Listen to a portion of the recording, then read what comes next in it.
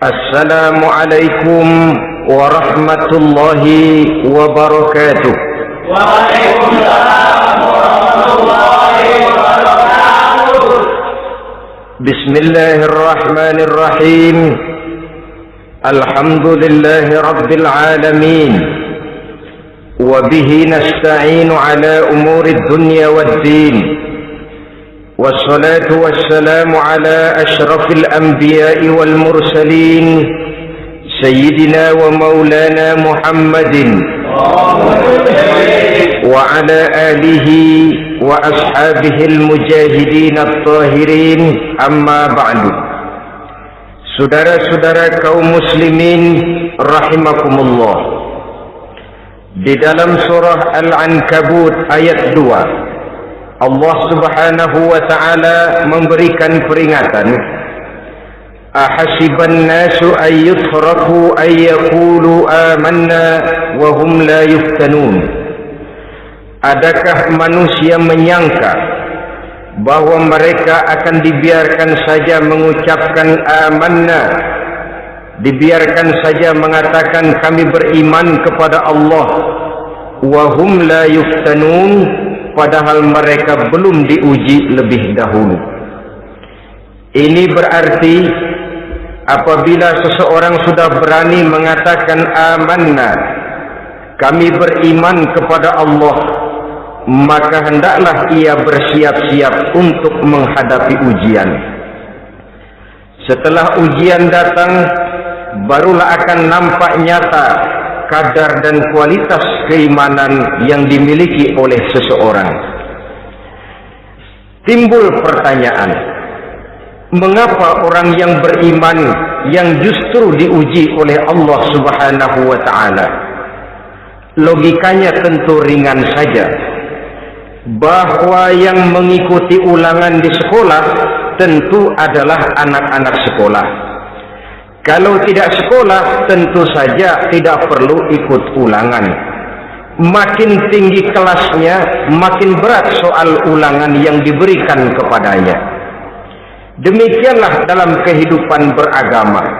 Justru yang beriman, yang mendapat ujian dari Allah subhanahu wa ta'ala, semakin tinggi nilai kualitas keimanannya, akan semakin berat ujian dan cobaan yang diberikan kepadanya. Nabi kita Muhammad sallallahu alaihi wasallam pernah pula memperingatkan. Beliau bersabda, inna asyaddal bala'i al-anbiya, thumma al-awliya, thumma al-ulama, thumma al-amsal fal-amsal, ubtuliyan nasu ala hasabi dini.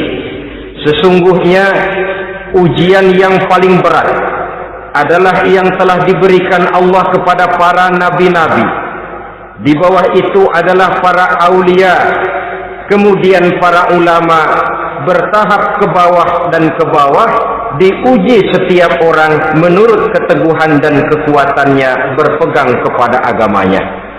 Jadi semakin teguh kita berpegang kepada ajaran agama, semakin dekat kita dengan aturan-aturan agama, semakin berat ujian dan cobaan yang datang menimpa kehidupan ini.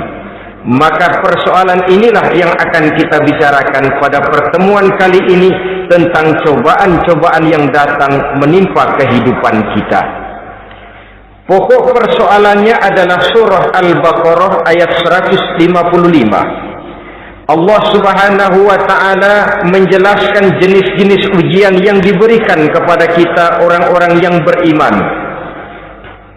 Dalam Al-Baqarah 155 itu Allah subhanahu wa ta'ala menjelaskan, وَلَنَبْلُوَنَّكُمْ بِشَيْءٍ مِّنَ الْخَوْفِ وَالْجُوعِ وَنَقْصٍ مِّنَ الْأَمْوَالِ وَالْأَنفُسِ وَالثَّمَرَاتِ وَبَشِّرِ الصَّابِرِينَ الذين إذا أصابتهم مصيبة قالوا إنا لله وإنا إليه راجعون ولنبلونكم بشيء من الخوف.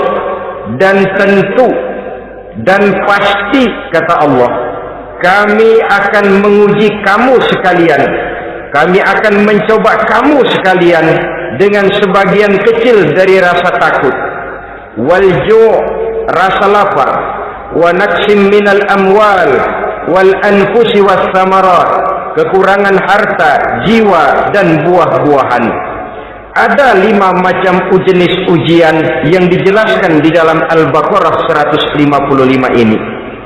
Yang pertama, wala nabluwannakum bisyai'im minal khauf. Kami uji, kami coba kamu dengan sebagian kecil daripada rasa takut. Setiap manusia terlahir dengan membawa 2 sifat. Yang kontroversil, akan disebut apa seseorang bergantung kepada sifat mana yang lebih menonjol di dalam dirinya. Tiap orang punya rasa berani, tiap orang punya rasa takut. Kalau beraninya lebih besar daripada takutnya, ia dinamakan pemberani. Tapi kalau takutnya yang lebih besar daripada beraninya, ia dinamakan penakut. Tapi yang jelas 2 sifat kontroversial ini memang ada dalam diri manusia. Akan diuji kamu sekalian dengan sebagian kecil daripada rasa takut. Takut yang kadang-kadang tidak beralasan. Yang kaya takut jatuh miskin, yang punya jabatan takut kehilangan kedudukan dan pengaruhnya, dan pada akhirnya yang hidup pun menjadi takut mati. Sesuatu yang sungguh tidak beralasan dan menimbulkan kegelisahan di dalam kehidupan. Mari kita lihat dampak yang ditimbulkan oleh rasa takut ini. Ada orang kaya yang takut jatuh miskin.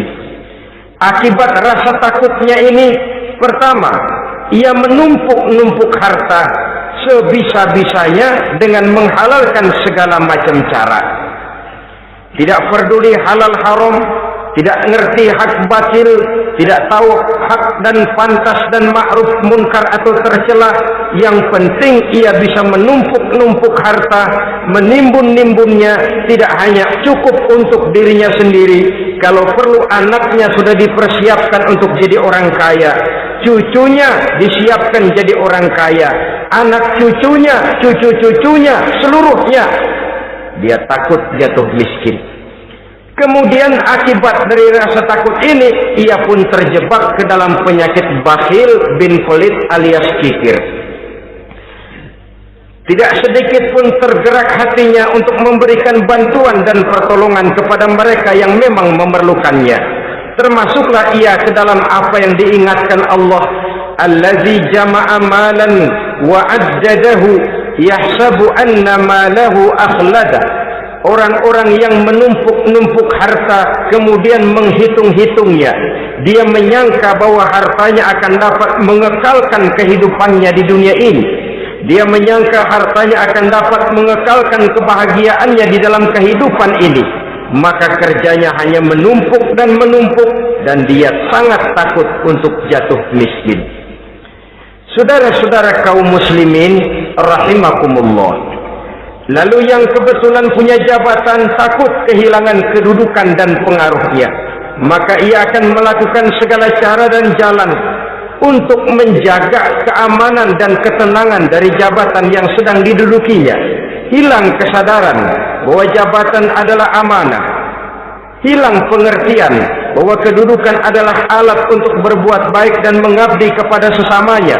Yang ada pikirannya hanyalah bagaimana menjaga kedudukan dan pengaruhnya agar tetap ada dalam dirinya. Segala cara pun dilakukan dan kadang-kadang ia kehilangan kontrolnya. Kemudian pada akhirnya manusia pun dilanda oleh perasaan takut mati. Sungguh sangat tidak beralasan sama sekali. Karena mati adalah kewajiban dari semua yang bernama hidup. Dan Nabi mengingatkan, al-mautu babun fa kullun nasi dakhilu. Mati adalah merupakan satu pintu yang setiap orang akan masuk ke dalam pintu itu.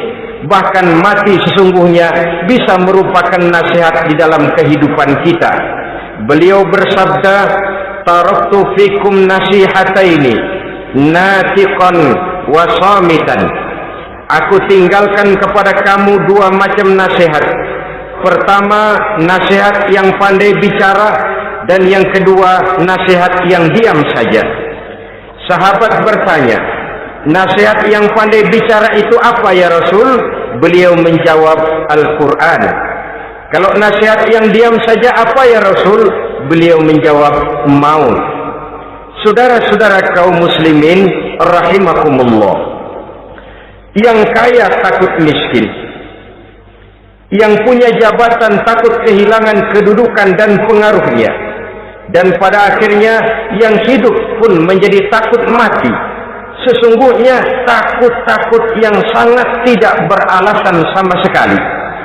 Jika orang kaya takut jatuh miskin, untuk itu kemudian dia menghalalkan segala macam cara untuk menumpuk kekayaan yang tidak akan habis dimakan selama 7 turunan, kemudian diiringi dengan sifat bakhil, sifat tertutup, sifat berpangku tangan melihat kesulitan dan penderitaan orang lain, maka sesungguhnya dia tidak merasa bahwa harta merupakan titipan dari Allah Subhanahu wa ta'ala, bahwa ia merupakan alat dan bukan merupakan tujuan di dalam kehidupan ini. Takut miskin adalah satu penyakit yang mengakibatkan orang lupa diri dan lupa daratan. Takut kehilangan kedudukan dan pengaruh juga adalah penyakit yang menyebabkan orang menghalalkan segala macam cara untuk menjaga kedudukan dan jabatannya. Dan takut mati juga sebenarnya sesuatu yang tidak beralasan, sebab siapa yang berani hidup harus berani pula menghadapi mati.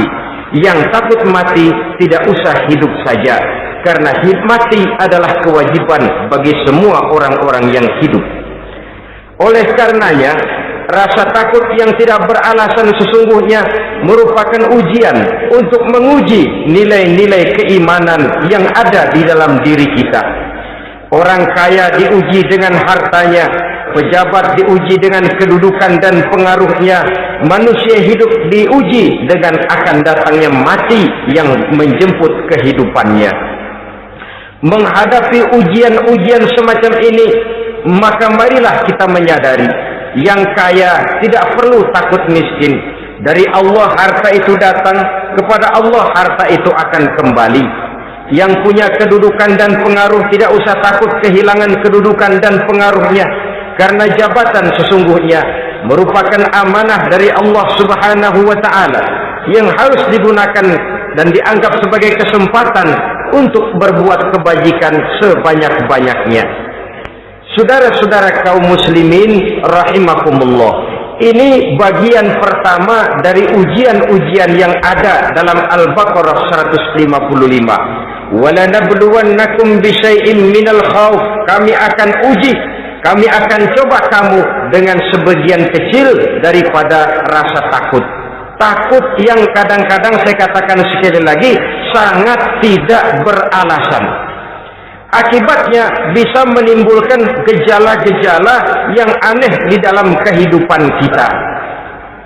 Saudara-saudara, yang kedua, walju, akan kami uji kamu dengan rasa lapar. Kelaparan belum tentu identik dengan kemiskinan.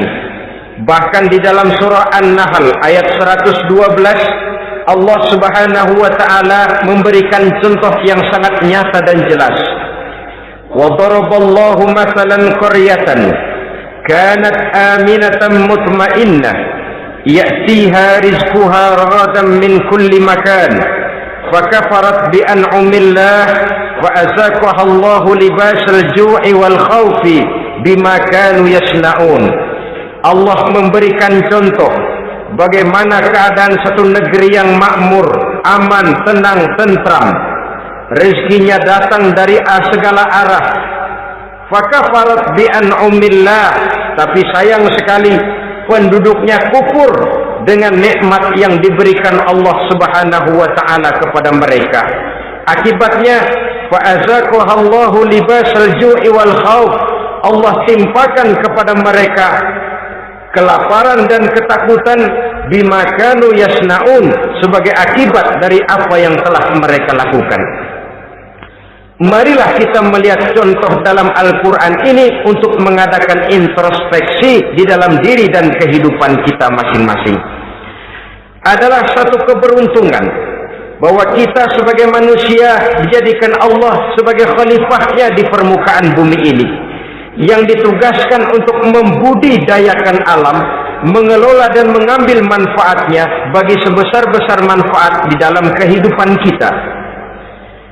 Dijadikannya bumi untuk tempat tinggal kita sebagai hamparan di mana segala fasilitas dan kebutuhan hidup kita tersedia.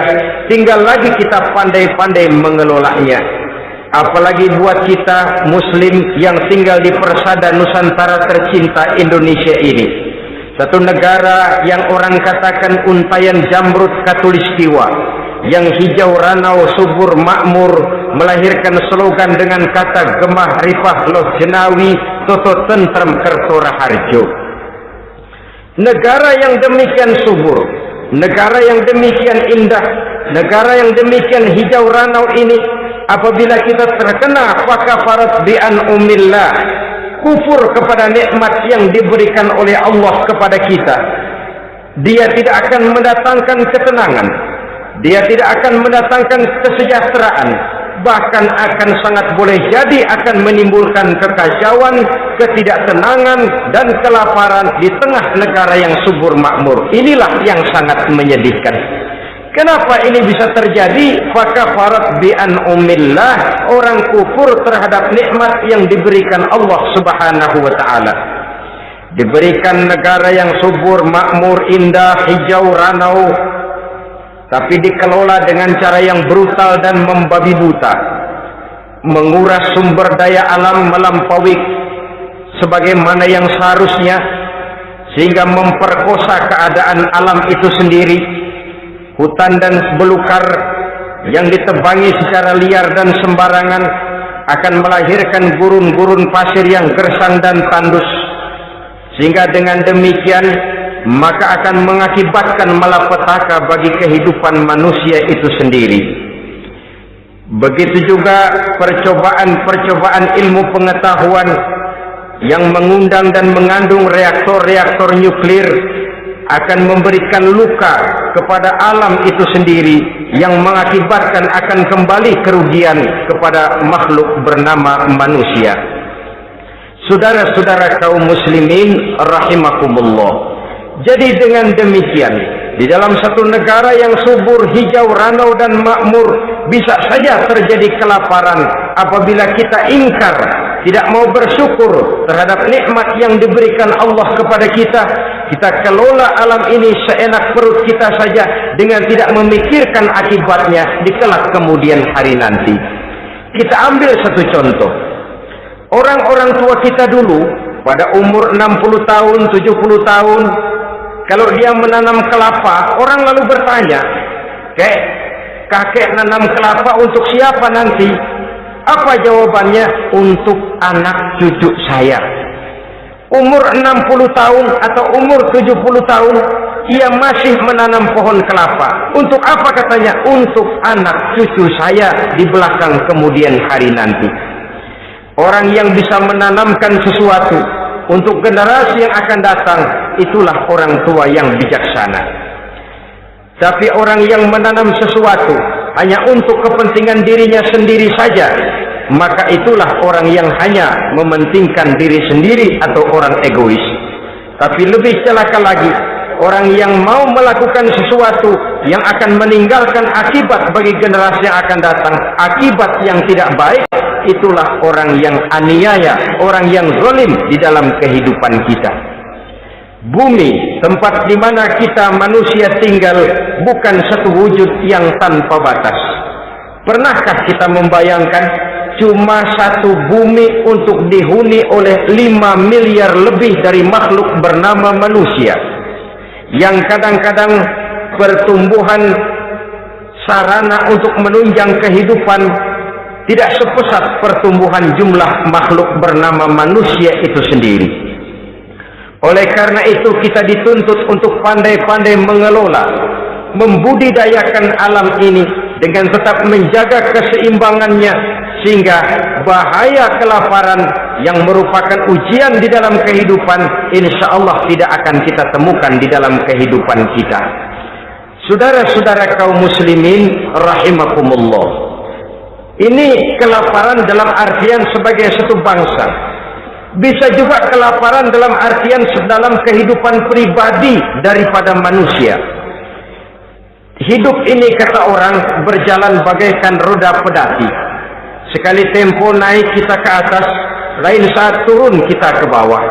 Ada saatnya kita jaya, ada saatnya kita pun mengalami kemunduran.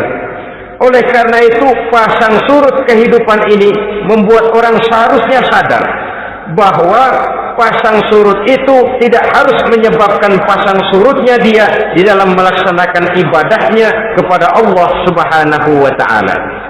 Kelaparan boleh jadi memang merupakan ujian untuk menguji nilai-nilai keimanan seseorang.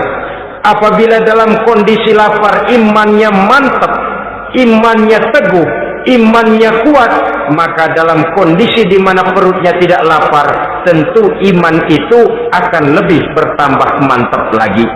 Kalau orang perutnya kenyang, kalau orang perutnya berisi penuh, lalu imannya stabil, kemudian pada saat kelaparan imannya pun mengalami penurunan, maka di situ nyata, di saat dia diuji dengan kelaparan, kualitas imannya ikut menyurut, mundur ke belakang, dan mengalami proses degradasi, proses peluncuran dan penurunan. Oleh karenanya, marilah kita menyadari Allah Subhanahu wa ta'ala senantiasa memberikan yang terbaik kepada kita bersama.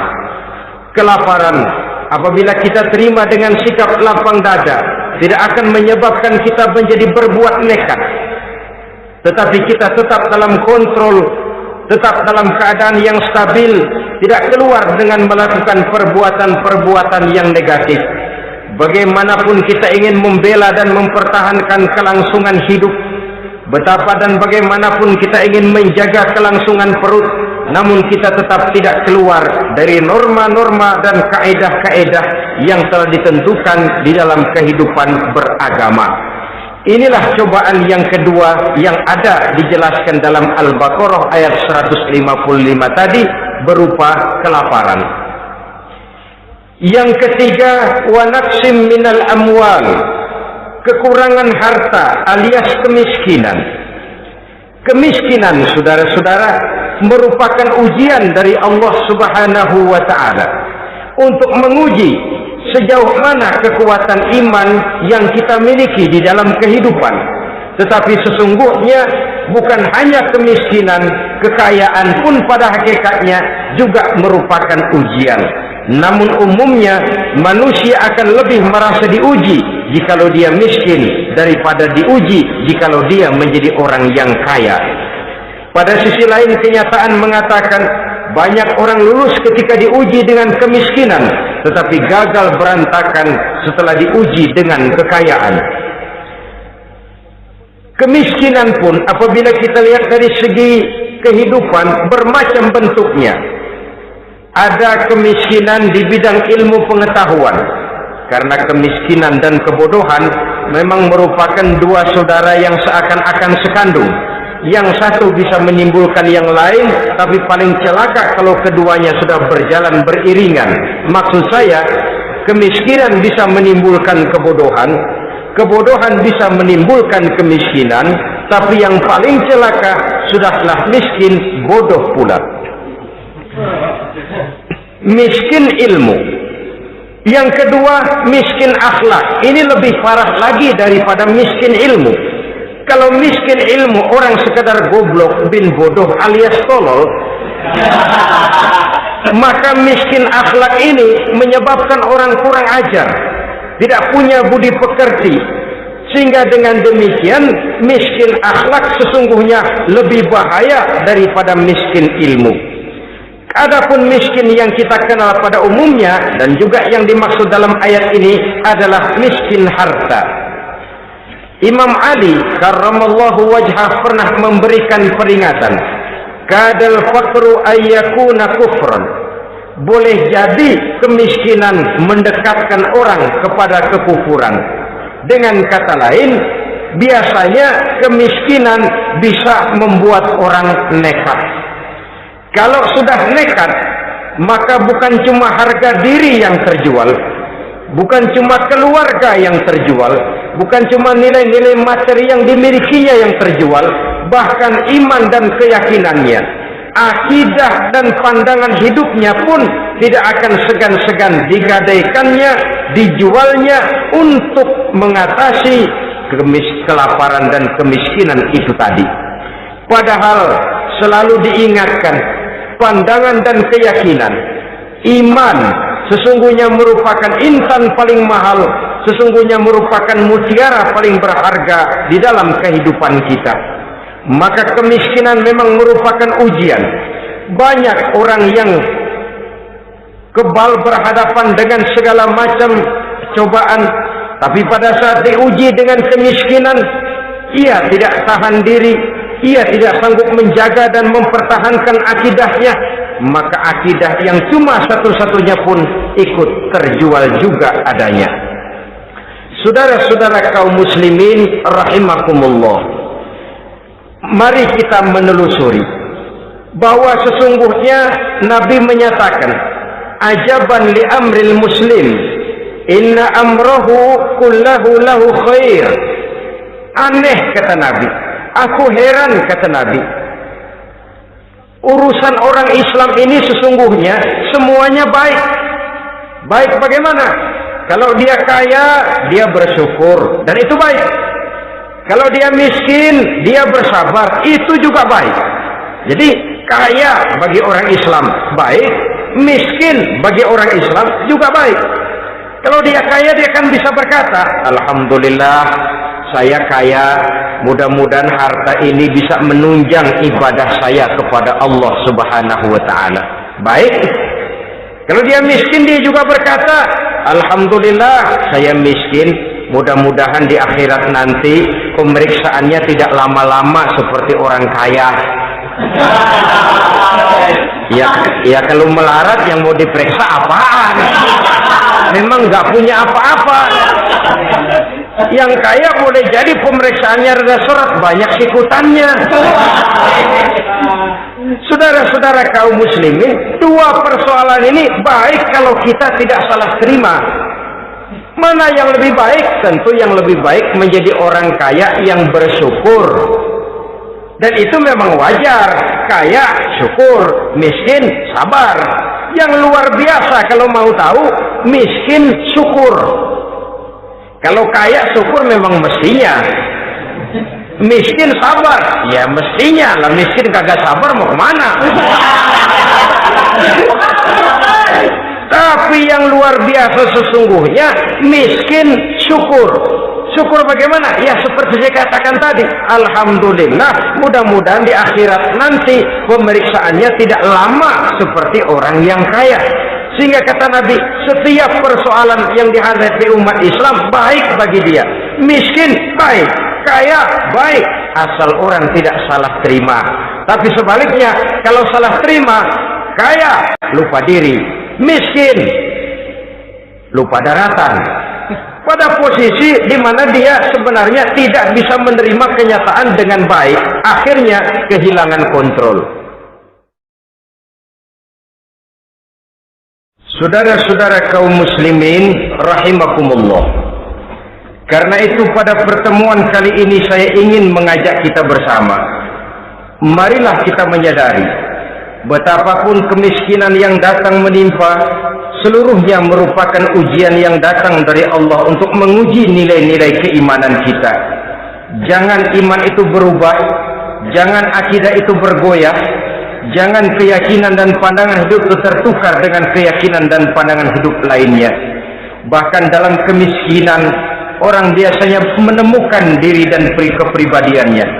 Dalam kemiskinan, orang bisa berjalan lebih lurus untuk mendekati Allah Subhanahu wa ta'ala.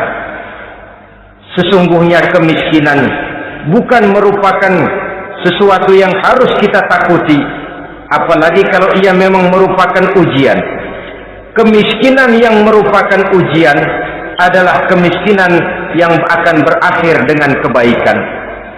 Saudara-saudara kaum muslimin, tapi jangan lupa membicarakan pokok persoalannya. Ini kalau kemiskinan menimpa orang-orang yang beriman, itu yang ujian. Kalau nggak beriman, melarat, bukan ujian, persekot.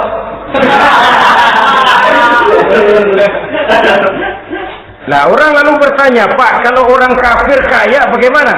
Nah, begini saudara-saudara, dalam agama itu ada yang disebut nikmat, ada yang disebut istidraj. Kalau nikmat itu hanya diberikan kepada hamba-hamba yang beriman.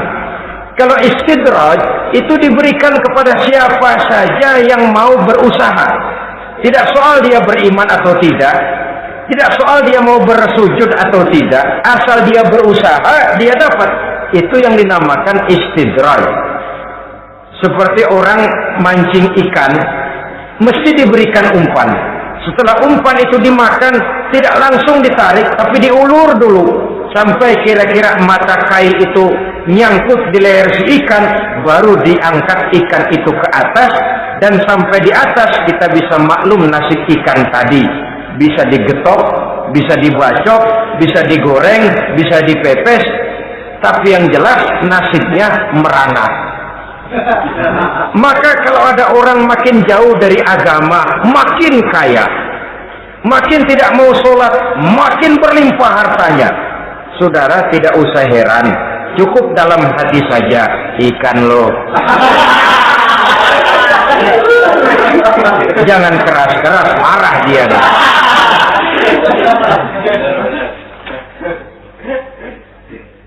Kemiskinan apabila didasari dengan sikap keimanan merupakan ujian untuk menguji kualitas keimanan seseorang. Bahkan satu hadis menyatakan, apabila Allah mencintai seorang hamba, maka diujinya hamba itu karena Allah ingin mendengar liyasma'a tadarru'ahu, ingin mendengar ratapan orang tadi. Sama juga kita, kadang-kadang karena cinta benar kepada anak kita yang mungil, suatu saat kita ingin mendengar dia nangis, kita cubit dia. Bukan karena gemes, bukan karena benci, ingin mendengar nangisnya kok indah begitu. Saudara-saudara kaum muslimin rahimakumullah. Jadi jangan sampai ada pertanyaan, saya kan sembahyang rajin banget, kenapa miskin ya? Apabila sekali lagi didasari dengan sikap keimanan, maka kemiskinan merupakan ujian. Dan tentu anak sekolah itu kalau lagi ujian berat, capek, sakit hati, peras keringat, banting tulang, kepanasan, kehujanan, kenikmatan baru akan dia rasakan pada saat terima rapot pengumuman kenaikan kelas. Di situ kenikmatannya terasa. Demikian menghadapi ujian, kita cuma mengeluh, kenapa ada rasa takut, kenapa kelaparan, kenapa kemiskinan. Di balik semua itu, apabila kita sudah merasakan naik kelas, akan terasalah kenikmatannya. Itu ujian yang ketiga. Yang keempat yang diceritakan dalam Al-Baqarah 155, wal anfus ay wa naqsim minal anfus, kekurangan jiwa atau kematian. Saudara-saudara, yang hidup takut mati, padahal semua makhluk hidup harus berani mati. Bagaimanapun takutnya kita kepada mati, bisakah kita menghindarkan diri dari dia? Bagaimanapun kita tidak ingin bertemu malaikat maut, kemana kita akan lari bila dia datang mengetuk pintu? Bagaimanapun kita ingin menghindar dari pertemuan dengannya, kemana kita akan lari apabila dia sudah datang hendak menjemput nyawa? Karena itu memang ada satu prinsip yang dijelaskan oleh para ulama kita, iskariman au mut syahidan, mati dan hidup dua hal yang tidak terpisahkan. Oleh karenanya, kalau memang hidup, hiduplah secara mulia. Kalau mati, matilah secara syahid. Hidup mulia atau mati syahid. Jangan terbalik. Hidup sia-sia, mati konyol. Nilai yang tidak ada artinya. Alangkah nikmatnya hidup yang berisi kemuliaan, dan alangkah indahnya mati dalam nilai syahid.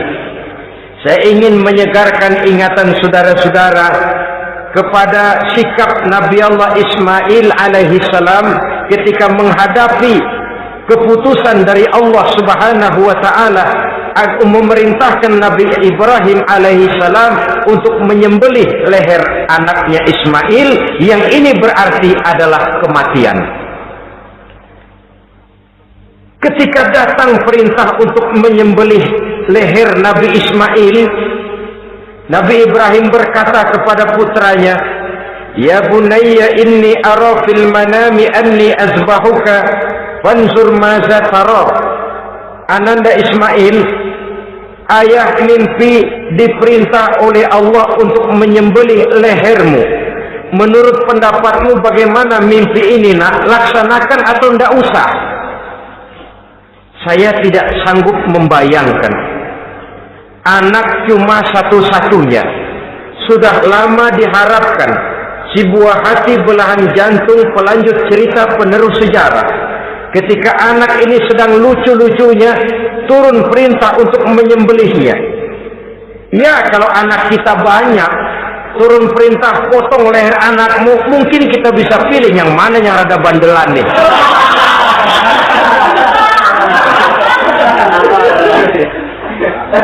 Tapi ini anak cuma satu-satunya. Lucu, sudah lama diharapkan. Dan memang itu juga merupakan ujian kepada Nabi Allah Ibrahim. Seolah-olah Allah berkata, "Hai Ibrahim, dahulu sebelum kau punya anak, kau memang cinta kepadaku. Sekarang setelah kau punya anak, masuk rasa cinta anak ke dalam hatimu. Buktikan Ibrahim, mana yang lebih besar, cintamu kepadaku, kata Allah, atau cintamu kepada anakmu. Sembelih leher anakmu." Ternyata kemudian sejarah menyatakan Nabi Ibrahim cinta kepada Allah, beliau pun cinta kepada putranya, tapi cintanya kepada Allah lebih besar daripada cintanya kepada putranya. Sehingga ketika turun perintah penyembelihan, itu pun dilaksanakannya, tapi tetap musyawarah dulu. Yakin itu memang perintah Allah, beliau top mengajak dialog putranya. Ini yang penting dalam kehidupan kita, dialog. Nah, bapak mimpi diperintah Allah untuk menyembelih lehermu. Menurut pendapatmu bagaimana, nak? Laksanakan atau tidak? Yakin itu perintah Allah, tapi asas musyawarahnya tidak beliau tinggalkan. Walaupun yakin orang tua berbuat untuk kebaikan anak, alangkah baiknya anak diajak bicara. Sehingga dengan hasil pembicaraan ini nanti kita akan mengerti gejala perkembangan dan kemauan dari jiwa si anak tadi. Saudara-saudara kaum muslimin, apa jawaban Nabi Allah Ismail yang ketika itu masih remaja? Beliau menjawab, "Ya abatif al-ma tu'mar, satajiduni insyaallahu minas sabirin." Bapak, jikalau memang ini memang perintah Allah, laksanakan saja Bapak. Tidak usah ragu. Mudah-mudahan nanti Bapak akan menemukan saya termasuk ke dalam golongan orang-orang yang sabar. Ini pantulan doa Nabi Ibrahim dahulunya ketika meminta seorang keturunan yang merupakan anak yang soleh. Jawaban dari anak yang soleh. Kalau memang ini perintah Allah Bapak, laksanakan saja. Saya insya Allah termasuk ke dalam golongan orang-orang yang sabar. Kalau Allah memerintahkan Bapak untuk menyembelih leher saya, silahkan Pak. Saya ikhlas, saya ridho, saya rela untuk memenuhi perintah Allah Subhanahu wa Ta'ala. Ini jawaban anak soleh. Sebab itu sering saya katakan, kalau kita cuma punya anak pintar tidak soleh, mungkin jawabannya nggak begini. "Nak, Bapak diperintah motong leher kamu, nak, bagaimana pendapatmu?" Mungkin dia jawab, "Bapak aja yang tuaan, Pak."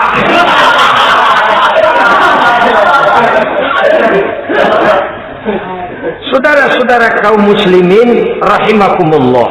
Jadi prinsip ini gugur memenuhi panggilan Allah. Hidup mulia atau mati dengan syahid. Dua pilihan yang harus dua-duanya bisa kita laksanakan. Iskariman au mutsyahidan. Kalau hidup, hiduplah dalam kemuliaan. Kalaupun mati, matilah sebagai syahid. Sebagai orang yang dikenang kebaikan dan kebajikannya. Sebagai orang yang dekat dan banyak berbuat untuk kepentingan agamanya. Jangan tidak tercapai kedua-duanya. Hidup tidak punya nilai, mati pun tidak punya arti. Sia-sia semuanya. Kita masih hidup, orang anggap enggak ada. Dalam istilah tauhid disebut wujuduhu ka'adamihi. Adanya sama dengan tidak adanya. Dia sih ada apa enggak ada sama, gitu-gitu juga. Alangkah ruginya kalau ada kita dianggap sama dengan tidak ada. Apalagi kalau kita sudah tidak ada, ya tidak ada beneran. Iskariman au mutsyahidan, hiduplah mulia atau matilah sebagai syahid. Saudara-saudara kaum muslimin rahimakumullah, mati sesungguhnya juga merupakan ujian untuk menguji sejauh mana persiapan yang sudah kita lakukan di dalam kehidupan ini untuk menyambut, dan tidak cuma sekedar untuk menyambut, tapi juga untuk mengarungi kehidupan sesudah kematian itu sendiri. Sebab kematian bukan akhir dari segalanya. Kematian cuma satu pintu di mana kita akan masuk dan akan berjalan kembali menelusuri fase-fase kehidupan yang telah ditentukan oleh Allah Subhanahu wa taala. Saudara-saudara kaum muslimin rahimakumullah, pembicaraan tentang kematian ini pun bisa kita evaluasi. Ada yang takut mati usahanya, ada yang takut mati karirnya, ada yang takut mati rezekinya, ada yang takut mati batinnya, ada yang takut mati jasmaninya, dan lain sebagainya. Seluruh ketakutan kepada kematian itu memang merupakan hal yang wajar. Ada yang takut mati usahanya, ada yang takut mati karirnya, ada yang takut mati rezekinya. Tapi kalau ketakutan itu lalu melahirkan perbuatan-perbuatan negatif yang menimbulkan penyimpangan, itu sudah di luar dari yang seharusnya. Kematian merupakan ujian. Menghadapi segala macam ujian termasuk kematian ini akan kita bicarakan pada bagian penutup nanti. Yang kelima, saudara-saudara, ujian yang dijelaskan dalam Al-Baqarah 155 tadi, wa naqsim minas samarat, kekurangan buah-buahan. Kekurangan buah-buahan bisa berarti paceklik. Ini juga bisa diakibatkan oleh apa yang dijelaskan dalam An-Nahl 112 tadi. Orang kufur kepada nikmat yang diberikan Allah Subhanahu wa taala. Orang jauh dari petunjuk-petunjuk agama, merasa segala persoalan bisa dipecahkan dengan kemampuan otaknya, hilang rasa ketergantungannya kepada Allah Subhanahu wa taala. Maka usahanya bisa berakhir dengan yang tidak diharapkan. Sudah bikin target, tahun ini kita bakal panen raya besar. Tahu-tahu tikus ngamuk. Habis padi digarap oleh tikus, panen bisa gagal. Bahkan beberapa tahun yang lalu kita masih ingat bagaimana ulat-ulat menyerbu pohon-pohon jambu. Ribuan batang pohon jambu, ribuan pohon-pohon jambu itu mati. Lalu jambu-jambu itu tidak bisa lagi dimanfaatkan dalam kehidupan. Tikus yang menyerbu sawah, ulat yang menyerbu pohon-pohon jambu, angin topan, puting beliung, gempa bumi, itu sudah proses-proses di luar kemampuan manusia untuk mendeteksinya. Disinilah manusia harus sadar bahwa setelah ia berusaha dan berusaha sesuai dengan keterikatannya kepada hukum alam, kepada sunnatullah, maka ia harus punya sandaran vertikal kepada Allah Subhanahu wa taala, agar bila usahanya berhasil, dia tidak lupa diri dan lupa daratan. Dan apabila usahanya kemudian ternyata gagal, dia tidak menjadi putus asa, buruk sangka, sempit hati, sempit pandangan. Cobaan datang dari Allah Subhanahu wa taala berupa kekurangan buah alias paceklik. Saudara-saudara, menghadapi cobaan dan ujian yang saya katakan tadi, 5 macam ini, apa konsepnya, apa jalan keluarnya? Ayat selanjutnya dalam kalimat tadi menjelaskan wabasyiris sabirin, menghadapi ujian-ujian dalam hidup, baik rasa takut, kelaparan, kemiskinan, kematian, kekurangan harta, kekurangan buah-buahan. Wabasyiris sabirin, gembirakan orang-orang yang sabar. Menghadapi segala macam ujian tadi, gembirakan orang-orang yang sabar. Siapa orang yang sabar itu? Alladzina iza asabathum musibatun qalu inna lillahi wa inna ilaihi raji'un. Yaitu orang-orang yang apabila menghadapi ujian, ditimpa musibah, mereka berkata, sesungguhnya kami berasal dari Allah, dan sesungguhnya kepada Allah pula kami akan kembali. Bukan cuma sekedar ucapannya, tapi penghayatannya kepada filsafat yang terkandung di dalam kalimat itu tadi. Maka jadilah dia semacam lipstick, jadilah dia semacam dekorasi. Apabila kita berjanji dan dalam hati kita sudah ada kemungkinan besar kita tidak akan datang, kita tetap menggunakan kata-kata insya Allah. Padahal yang jelas tidak akan mau datang adalah kita. Kita sandarkan dan kita kembalikan itu kepada Allah. Sesungguhnya kami berasal dari Allah. Sesungguhnya kepada Allah juga kami akan kembali. Bukan cuma sekedar ucapannya, tapi juga penghayatan kepada filsafat yang terkandung di dalamnya. Kalau suatu saat kita harus kehilangan harta yang kita miliki, kenapa tidak berpikir inna lillahi wa inna ilaihi raji'un? Bahwa dulu pun ketika lahir ke dunia ini tidak ada harta yang saya bawa. Kalau sekarang harta itu hilang, inna lillahi wa inna ilaihi raji'un. Itu yang saya maksud.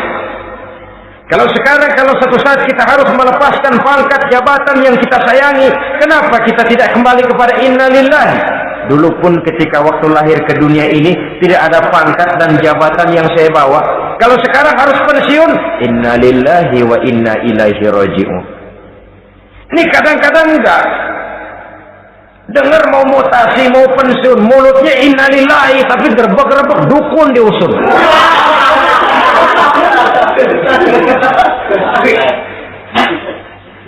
Keluarganya meninggal, mulutnya innalillahi, tapi nangisnya tetap enggak mau berhenti. Bukan cuma sekedar ucapannya, tetapi penghayatan kepada nilai dan filsafat yang terkandung di dalam kalimat innalillahi itu. Sesungguhnya segalanya saja berasal dari Allah. Segalanya saja akan kembali kepada Allah Subhanahu wa ta'ala.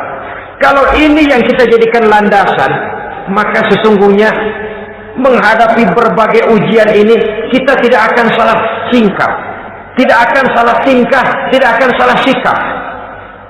Kalau sudah ini dasar dan fondasi yang menjadi landasan tempat di mana seluruh cobaan datang bertumpuk, segalanya datang dari Allah, segalanya akan kembali kepada Allah, maka betapapun bertumpuk ujian datang menimpa, rasanya tidak akan lagi membuat kita goyah, karena fondasi tempat kita berdiri sudah demikian kokoh dan kuatnya. Dan fondasi itu inna lillahi wa inna ilaihi raji'un. Segalanya datang dari Allah, segalanya akan kembali kepada Allah Subhanahu wa ta'ala. Keyakinan ini memberikan kelapangan jiwa. Dari kelapangan jiwa maka akan tertuang ketenangan dan ketentraman. Jauh dari stres, jauh dari darah tinggi, jauh dari bingung, jauh dari rasa takut. Segalanya sudah kita kembalikan kepada Allah Subhanahu wa ta'ala. Saudara-saudara kaum muslimin rahimakumullah.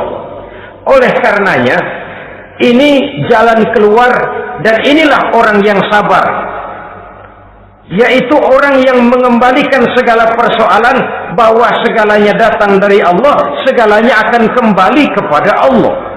Bukan sabar dalam pengertian kita sehari-hari. Sabar, maaf ya, dalam pengertian kita sehari-hari biasanya orang yang sabar yang gak banyak tingkah, diam, gak salah apa-apa, kepala yang dikelepak. Diam aja. Ente nggak salah apa-apa dikelepak diem ya. Gua lagi sabar diem loh.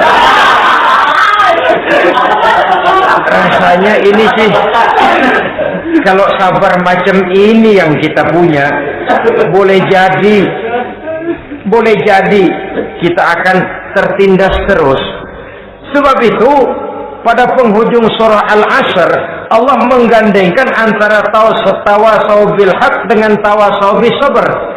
Kebenaran dan kesabaran, dua hal yang memang tidak boleh terpisahkan satu dengan yang lain. Kalau kita benar, kita harus sabar. Kalau kita mau sabar, harus karena benar. Apabila kebenaran satu prinsip, maka kesabaran adalah satu strategi. Prinsip yang tanpa strategi bisa membuat kita tidak akan mencapai tujuan yang kita harapkan. Artinya, kebenaran tanpa kesabaran membuat kita mudah dipatahkan orang, tapi kesabaran tanpa kebenaran akan membuat kita diinjak terus oleh orang lain. Karena itu, kalau yakin kita benar, harus sabar. Kalau mau bersabar, harus karena benar. Dalam hal ini, sifat sabar yang dicontohkan oleh Rasulullah Sallallahu Alaihi Wasallam sungguh memang merupakan jadi panutan. Sepanjang persoalannya adalah persoalan pribadi, sepanjang pribadi beliau yang dihina, sepanjang pribadi beliau yang dicaci maki, beliau biasanya bisa mengendalikan diri. Tapi kalau sudah agama masalahnya, maka beliau pun tidak segan-segan mencabut pedang, maju ke medan perang. Bukan untuk memaksakan agama dan keyakinan, karena agama dan keyakinan memang tidak bisa dipaksakan, tapi untuk menjaga, membela dan mempertahankan agama dari hinaan, cemoohan dan caci maki orang lain. Yang kita lakukan sebaliknya. Kalau pribadi kita yang dihina, marahnya 17 langit. Tapi kalau sudah agama dicaci maki orang, agama dihina orang, agama diremehkan orang, biarin dah, masih banyak ustaz. Cuma masalah ustadkah agama itu? Cuma urusan kiaikah agama itu? Tidak. Agama itu urusan setiap pribadi muslim. Ya, dia jadi pengusaha, ya dia jadi pejabat, ya dia jadi seniman, ya dia jadi teknokrat, ya dia jadi ekonom, ya dia jadi pakar di berbagai bidang. Agama adalah masalah setiap kita.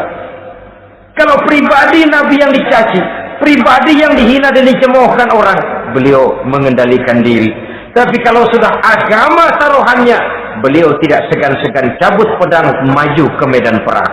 Sabar, tapi pada tempatnya. Sabar tidak dalam artian diam, ngelohom, ayem-ayem, ngelenggem, menunggu embun yang turun dari langit. Emang lagi lapar, sabar aja. Nggak usah makan, nanti juga waktunya Tuhan kasih kenyang-kenyang. Kalau sabar macam ini yang kita pakai, lapar terus dah. Emang giliran sakit, sabar aja. Nggak usah berobat, nanti juga waktunya baik, sembuh. Mati terus dah.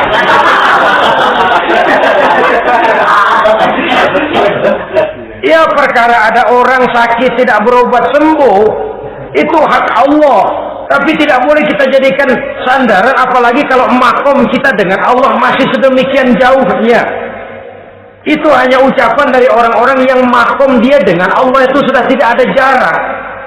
Permohonannya dipenuhi, kehendaknya dituruti, sebab dia dengan Allah sudah sedemikian dekatnya. Kalau kita masalahnya, yang antara kita dengan Allah ini dilapisi oleh dosa dan kesalahan yang kita kerjakan sendiri, rasanya kita masih harus banyak berbuat sesuai dengan keterikatan kita kepada sunnatullah itu. Orang yang sabar adalah orang yang sadar kepada hakikat dan filsafat yang terkandung di dalam kalimat inna lillahi wa inna ilaihi raji'un. Segalanya datang dari Allah, segalanya pun akan kembali kepada Allah. Harta yang hilang tidak membuat kita gundah, pangkat yang harus kita tanggalkan tidak membuat kita kecil hati dan tidak akan meninggalkan medan pengabdian.